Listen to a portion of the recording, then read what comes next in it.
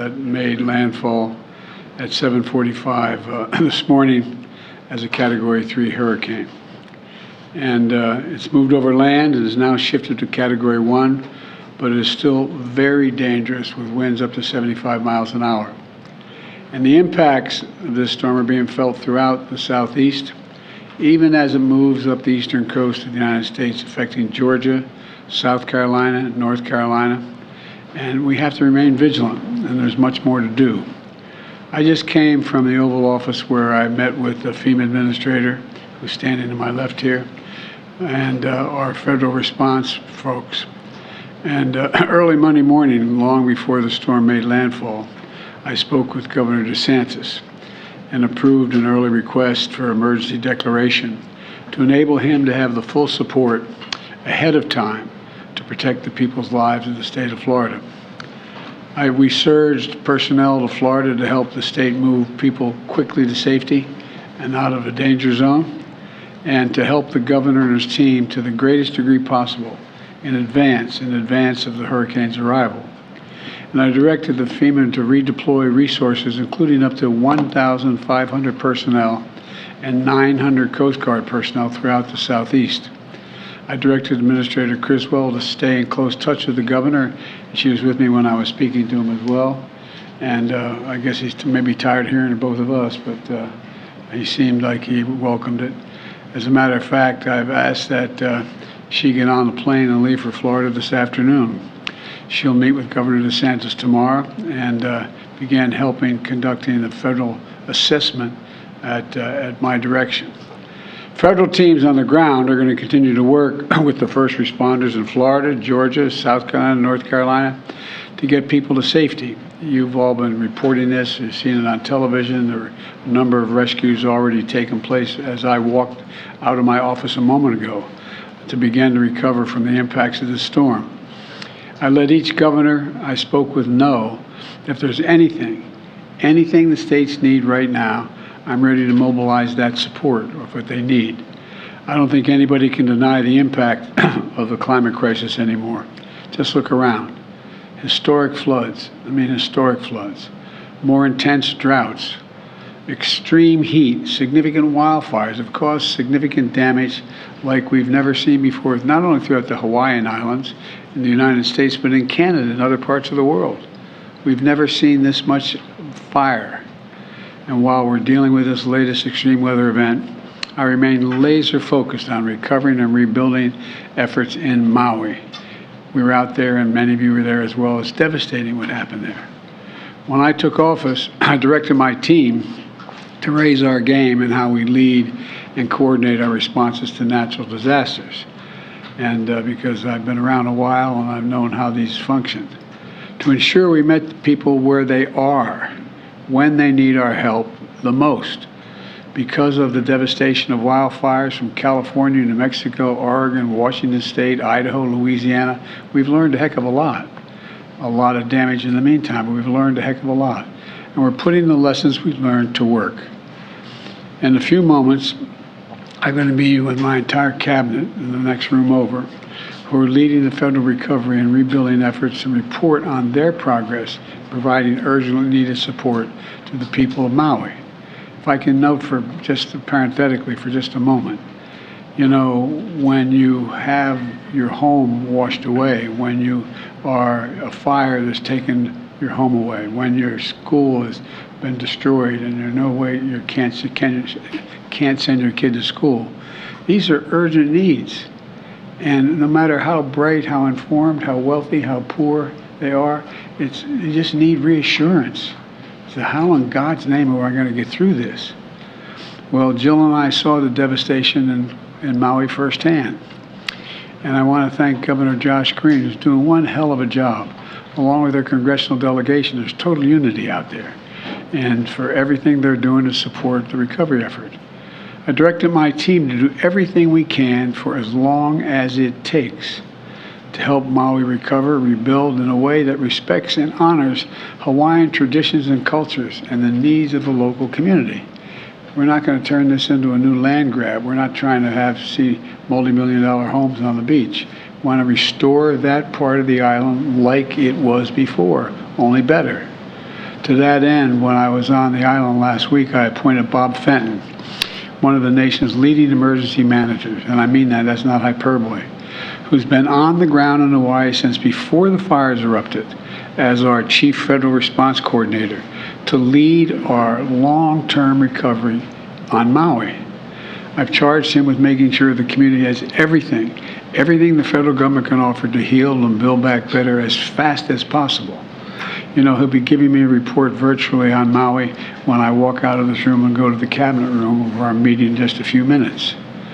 And as an example of our commitment, we're not only building back, but we're going to build back stronger and more resilient future, which means we need Hawaii to harden the ground power, harden the grid we talk about. I know when we start talking about the grid, the average American out there thinks, what are we talking about? Well, the ability to transmit electricity. Well, let me tell you what it means.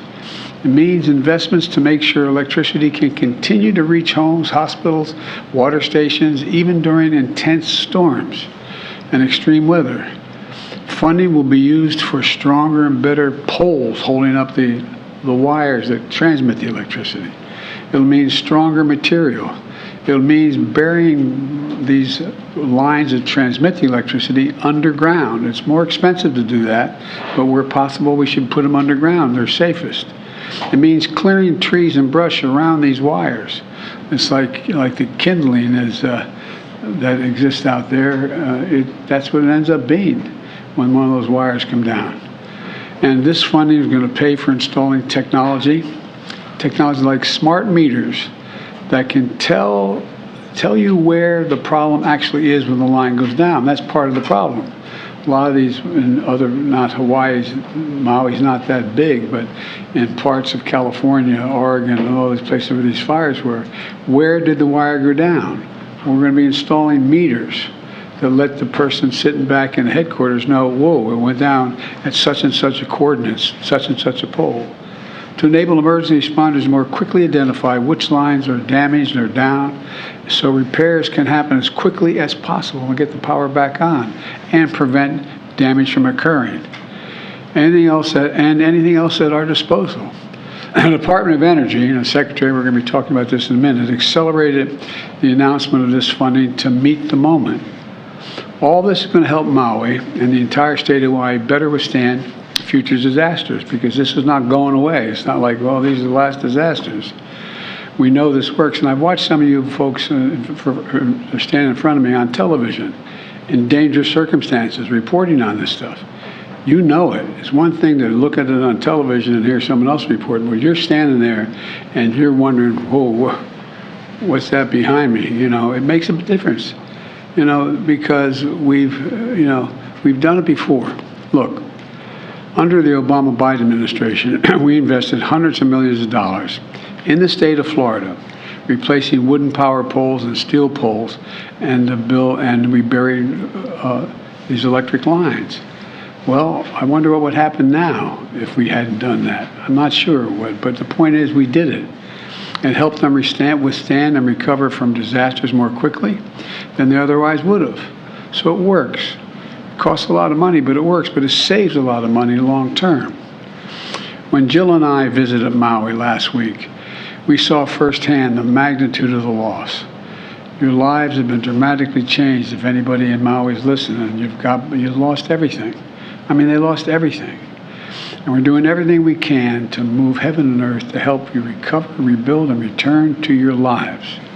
We've already have dedicated $24 million to removal of hazardous material left behind in the fire's wake. There's pollution that is in that material. A lot of that you just can't go in and take bulldozers and clear it all out.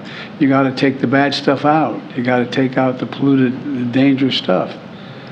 And once we've done that, we'll be able to remove all the debris. But it's going to be frustrating as the devil for people. They say, why can't I go back? Storm's over. Why can't I go back and look and see if I can find that wedding ring, or why I can find that album? Can't find that thing that I've lost in the house. It's really tough. Really, really tough. I didn't know anything like that, but lightning struck my house. We had to be out of that house for about 7 months while it was repaired because so much damage was done to the house and half the house almost collapsed. You know, and you wonder what's going to happen. We've already dedicated $400 million to pay for the debris removal. Once we get the toxic stuff out, to take all the removal, and the federal government's going to pay for that. The state is not paying for that. And we're going to dedicate more if necessary. But I want to be clear with the people of Maui about what to expect. The work we're doing is going to take time, in some cases a long time. We're going to do it in a way to make sure we're respectful to the wishes and the traditions of the people of Hawaii as well. The process of removing hazardous material and cleaning the environmental damage means folks can't get back in the area right away. The start of school has been disrupted. It's painful. I get it. But what can I tell you? The one thing I can tell you is that we're going to be with you every step of the way. We're not walking away. When Jill and I visited, we were struck by the absolute courage of the people there. People who lost loved ones, lost everything. People are just trying to find out whether the ones they lost, are they gone, are they dead, are they missing, or are they just not accountable? Where are they? They've lost everything. Everywhere we turned, we saw and felt the aloha spirit. Neighbors helping neighbors. I mean, I know this sounds kind of corny, but it's true. It's true. Everybody's reaching out, trying to help the other guy. Turning pain into purpose and keeping the faith. I've directed my administration to continue working with urgency and focus to help the people of Maui on their journey of recovery and healing. And we're going to make sure you are healed and you're in better shape than before. I said when I was on the island last week, we're not leaving until the job's done. And we'll be there as long as it takes. I know there's a lot of questions you probably have. I'll take a few, but I have a cabinet meeting coming up right away. Yes. Mr. President, can you assure Americans that the federal government is going to have the emergency funding that they need to get through this hurricane season? The answer is, if I can't do that, I'm going to point out why. How can we not respond? My God, how can we not respond to these needs? And so I'm confident, even though there's a lot of talk from some of our friends up on the Hill about the cost, we got to do it. This is the United States of America. Yes. Mr. President, Governor DeSantis is also running for president. You are running for re-election. Do you sense any politics in your conversations with him about this issue? No, believe it or not, I know that sounds strange, especially how the nature of politics today. But you know, I was down there when the last major storm. I spent a lot of time with him, walking from village to from community to community, making sure he had what he needed to get it done. I think he trusts my judgment and my desire to help, and I trust him to be able to suggest that this is not about politics, it's about taking care of the people of the state. Mr. President, on the hurricane, in your conversations with the governors, is there anything that you've heard from them that gives you pause? Things that you think need to be there that are not quite there yet? And secondly, are you making any contingency plans on your own schedule, either with this Labor Day, with your own personal travels, and also for your international travels that are coming up next week? That are you going to need to reshuffle things? Well, I may, I just don't know yet. And first of all, each of the governors seem to be focused.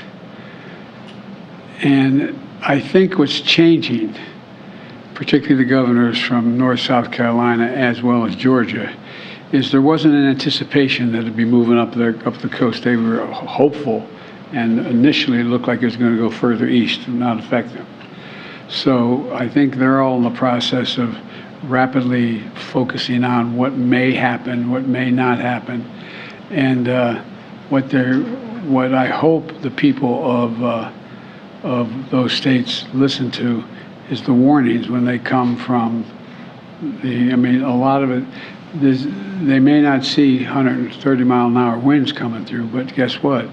You may also be on the shore and low-lying area and have a 8-foot surge of wind surge coming from off the ocean.